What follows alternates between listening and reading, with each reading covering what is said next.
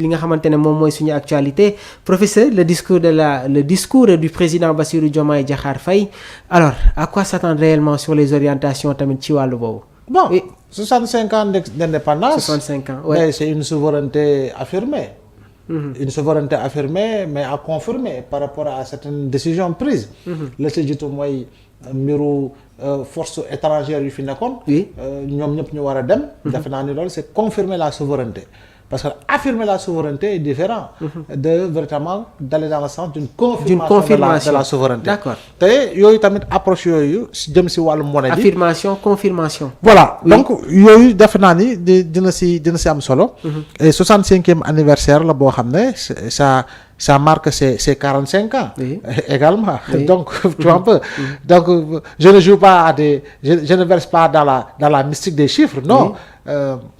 Mais cependant dina doon occasion pour mën a dugg ci question yooyu les questions de souveraineté yi et la souveraineté n'est pas seulement sécuritaire, elle est également économique. Oui. La souveraineté elle est économique par rapport à une approche endogène telle que ñoom nañu ko bindee ci seen référentiel boobu. Oui. Donc référentiel bi contenu bi lan moo di programme yi lan moo di projet yi jàpp naa ni ak fii Sénégal war a jëm ci at bi ñu jëm ak ci at yi ñu jëm donc yooyu yëpp par rapport à des coopérations bilatérales et multilatérales lan lañ ci xëcc lan lañ ci am installation véritablement d'entreprises étrangères lan lañ ci am lan lañ ci xëcc pétrole ak gaz bi lan lañ ci am lan lañ ci xëcc jàpp naa ni ces questions centrales là bañ a fàtte mbay mi bañ a fàtte sàmm gi bañ a fàtte napp gi yooyu yëpp jàpp naa ni bu mu ci munti doon président dina ci ñëw parce que secteur yooyu yëpp secteur privé national da ci am place gu am solo bu mu war a jouer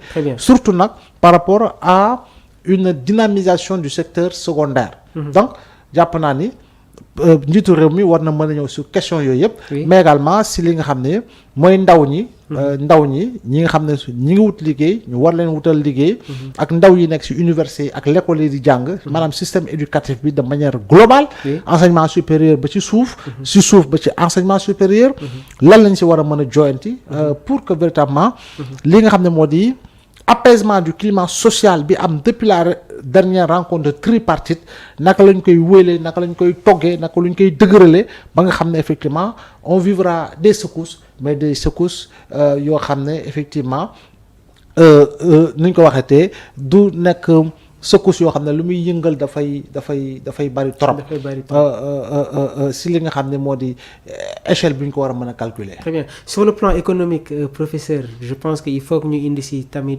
tuuti appréciation tey jii y a des scandales yi nga xamante ne ñi ngi ko teg si kaw table bi le rapport FMI bi nga xamante ne confirmé na li Cour des comptes génne mën nañu xaarandi tamit voilà un développement du président de la République. C'est toujours des questions relatives c'est toujours les questions yi nga xam ne fa soxal wàllu koom googu nag moo président du mës a wax wala benn président du mës a wax te làmbul wàllu koom parce que koom moo di lépp encore une fois sur les finances oui léegi nag dette bi fi mu toll supportabilité de la dette dëggantaan soutenabilité de la dette dëggantaan donc yooyu yëpp defe naa ni ay questions centrales yu am solo yoo xam ne njiitu réew mi di Bassirou Diomaye Faye war na si mën a addu mais également sur le plan sécuritaire parce que les enjeux économiques également sont d'approche et de nature sécuritaire te loolu bu ñu koy fàtte voilà mënuloo liggéey sa koom te doo gën a renforcer sa sécurité encore une fois mënoo nekk dans une zone boo xam ne muy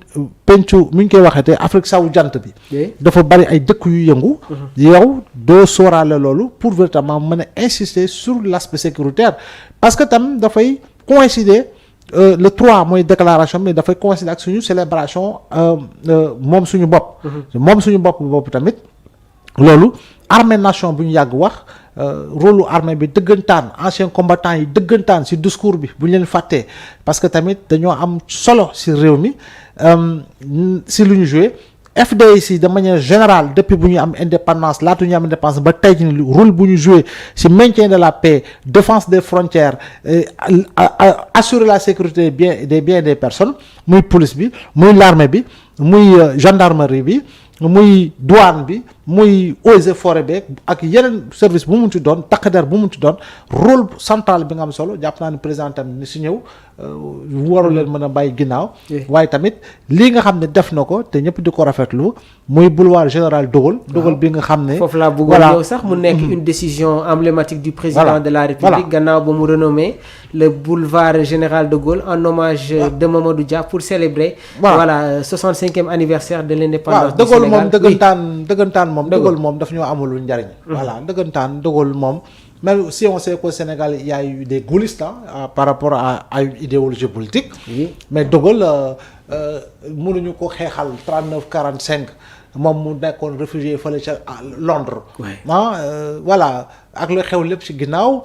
moo suñu indépendance bi mu fiy ñëw gannaaw bu nekkee président France 58 bi mu fiy ñëw nu mu engagé la guerre d'Algérie bon pas mal de choses quoi xam nga et puis modèle indépendance bu mu proposé woon Senghor forcé si tu un peu liggéey bu mu liggéey pour l'éclatement de la fédération du Mali. Tout est là. Donc bon boo ko tuddee boulevard depuis combien d'années de Gaulle on parle de Gaulle n'est pas un héros pour nous. De Gaulle n'est pas un héros pour le Sénégal. De Gaulle n'est pas un héros pour l'Afrique francophone. dañ ko wax. De Gaulle s'il est un héros c'est un héros pour les Français. donc foog ñu ngéntewaat affaire yi. voilà kon ngéntewaat bi ñu ko war a ngénte tuddee ko kii nga xam ne. bokkoon nañu suñu signé l'indépendance au Sénégal de Mamadou Dia.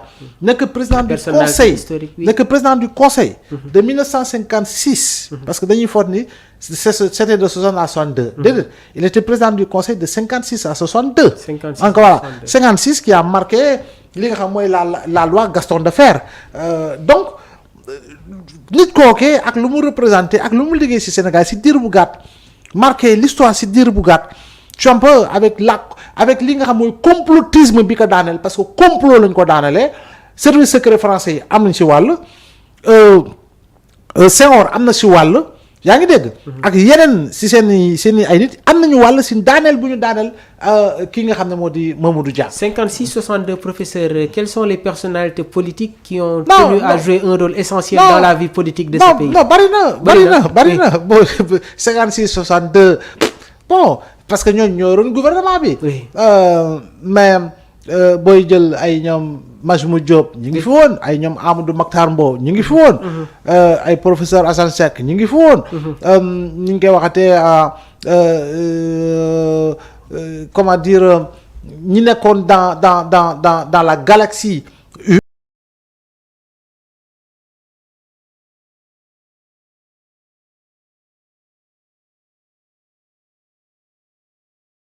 À toutes et à tous, j'adresse mes chaleureuses félicitations.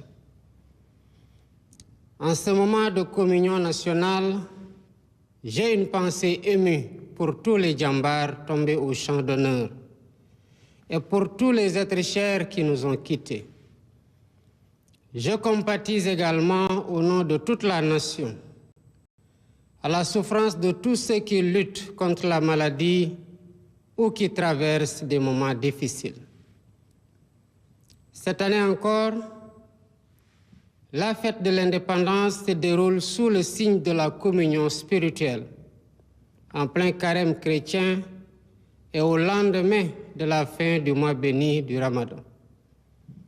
Ces moments d'intense ferveur spirituelle et de grâce nous rappellent que la foi est notre plus belle richesse et qu'elle alimente au quotidien notre capacité exceptionnelle à vivre ensemble dans la fraternité, l'harmonie et la diversité.